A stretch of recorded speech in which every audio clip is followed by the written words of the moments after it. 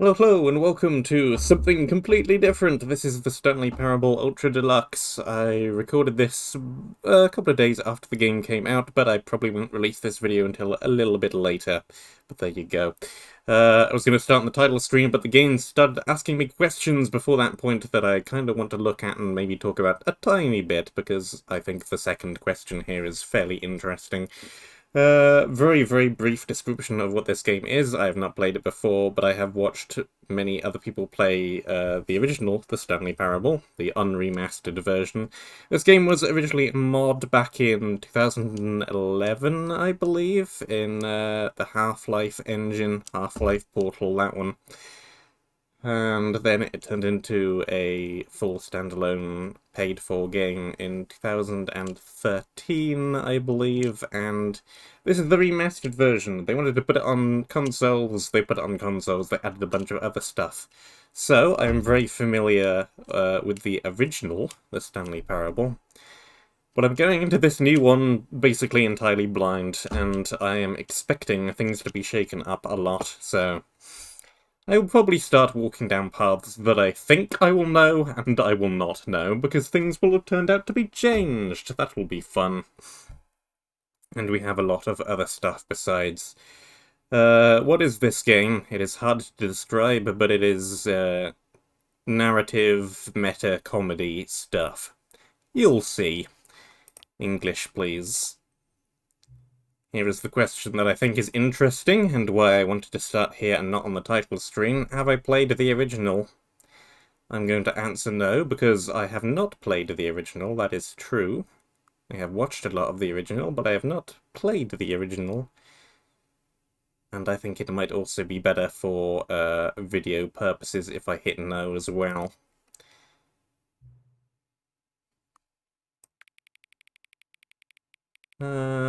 We'll just keep it at what it's at, because YouTube compression likes to make things darker.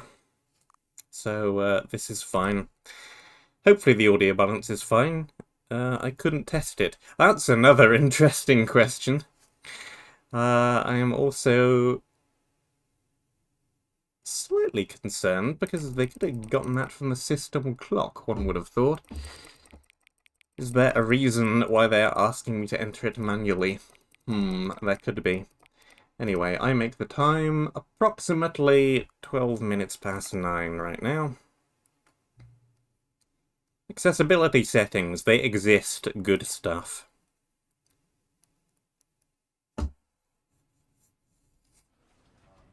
And here we have our title screen. Let's maybe turn the music volume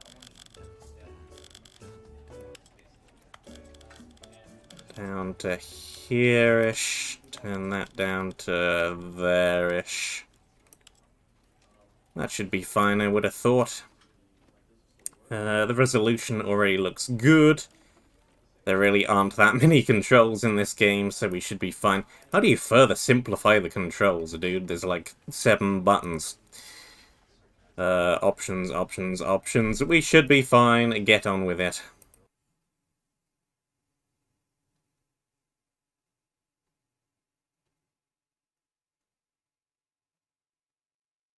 This is the story of a man named Stanley. Stanley worked for a company in a big building where he was employee number 427.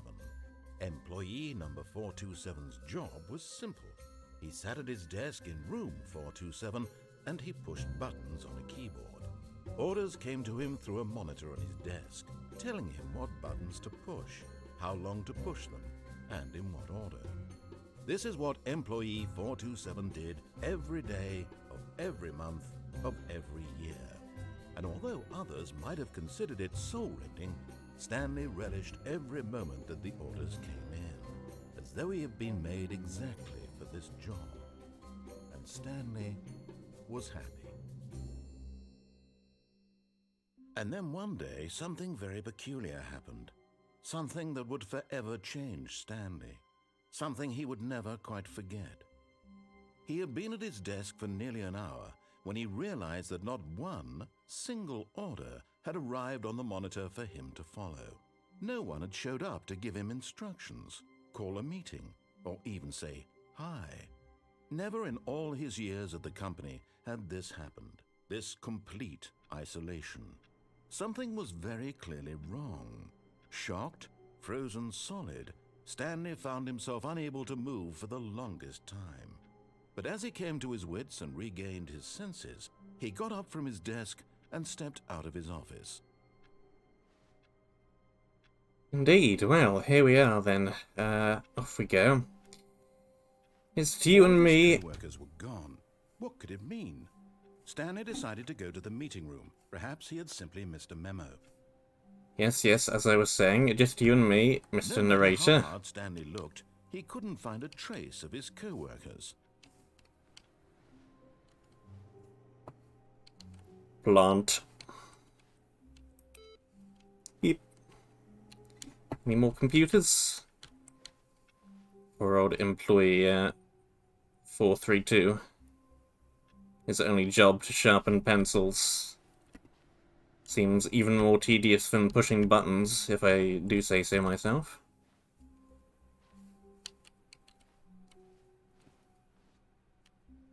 See much down that corridor? Not really. Not a lot. There's one. And another. Beep boop.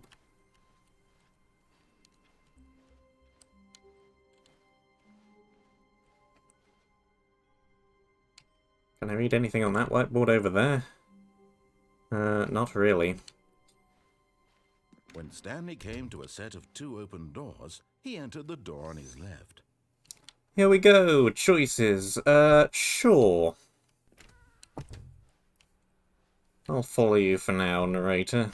I'll play your game. Why not? Yet there was not a single person here either.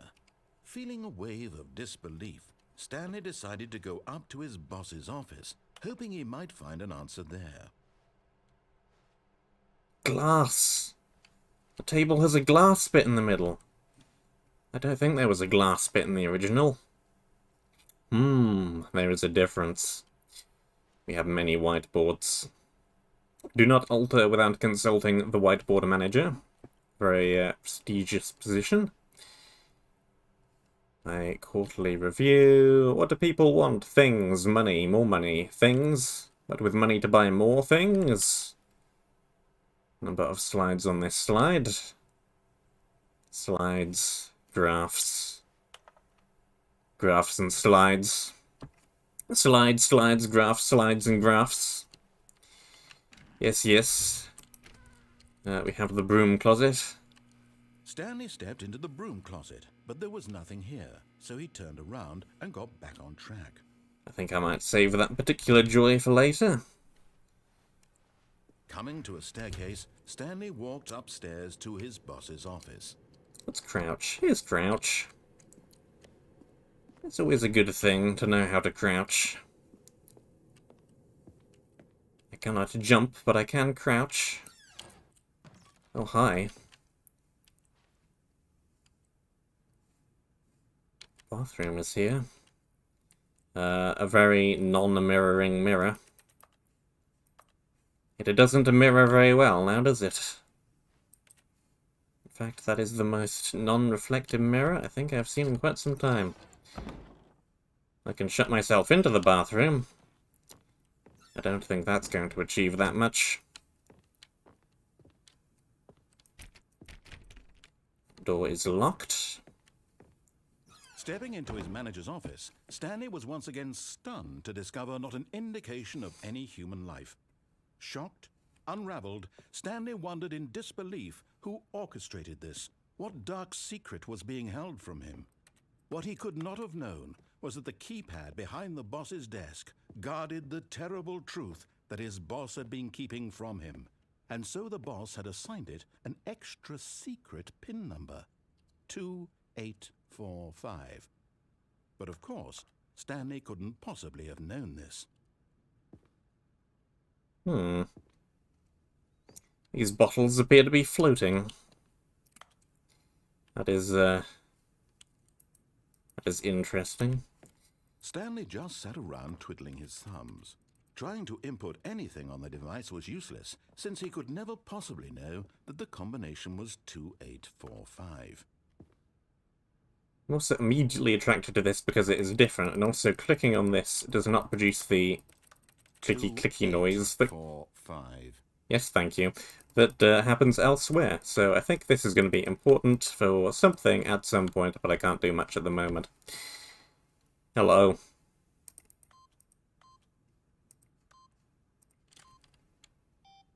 Forgotten, Nope. but it turns out that the panel's emergency override kicked in, and the door just opened all by itself, and Stanley got the hell along with the story. Well, whoop-de-doo. I was just trying to examine the other thing, come on. We're in no rush, are we? There's no great hurry with all of this. What's all this stuff, anyway? Server racks. Wire.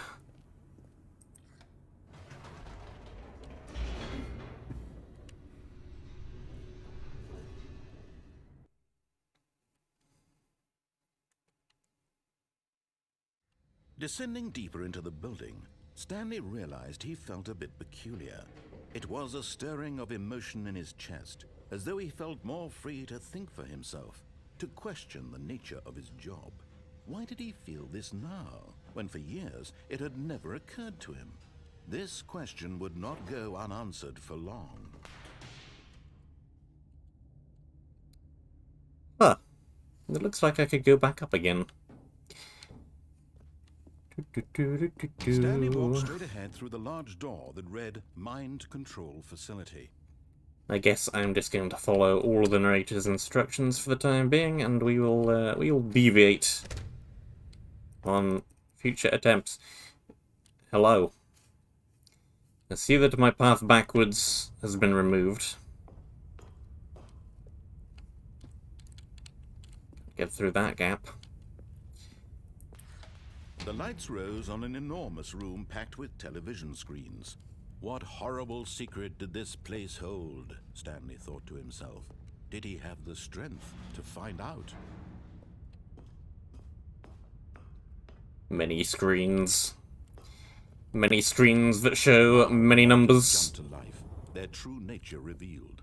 Each bore the number of an employee in the building, Stanley's co-workers. Oh, hey. The lives of so many individuals reduced to images on a screen, and Stanley, one of them, eternally monitored in this place where freedom meant nothing. I guess I could jump down from here. That is a thing. That is a something. Click. This mind control facility, it was too horrible to believe. It couldn't be true. Had Stanley really been under someone's control all this time? Was this the only reason he was happy with his boring job? That his emotions had been manipulated to accept it blindly? What happened to employee 245? 234? 234? No. He refused to believe it. He couldn't accept it. His own life in someone else's control? Never. It was unthinkable, wasn't it? Was it even possible? Had he truly spent his entire life utterly blind to the world? But here was the proof, the heart of the operation. Controls labeled with emotions, happy or sad or content. Walking, eating, working, all of it monitored and commanded from this very place. And as the cold reality of his past began to sink in, Stanley decided that this machinery would never again exert its terrible power over another human life. For he would dismantle the controls once and for all. Heh, 5. There's stuff up there. Don't mind me. Just remarking on differences. Danger electric shock risk. Huh.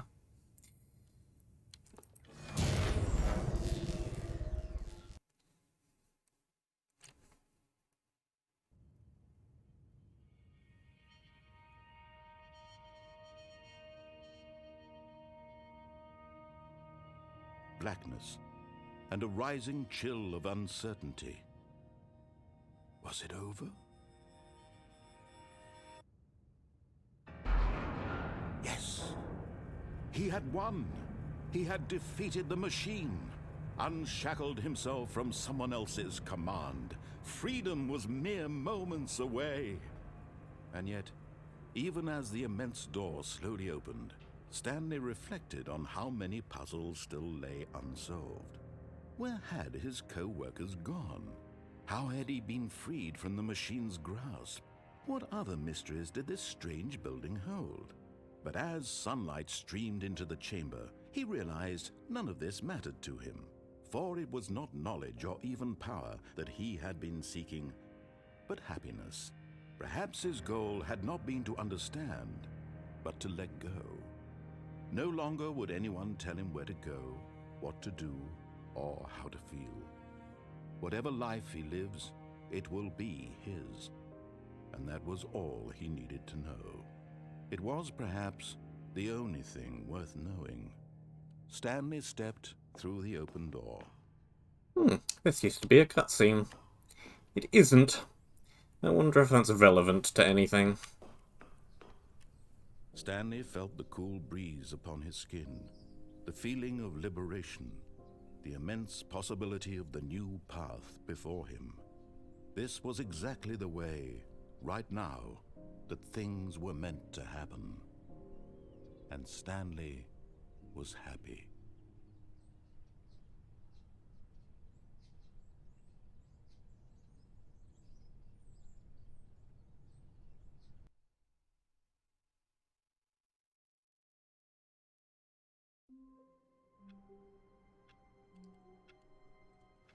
Alright, well, there's the boring ending where everything goes exactly as the narrator planned it, out of the way.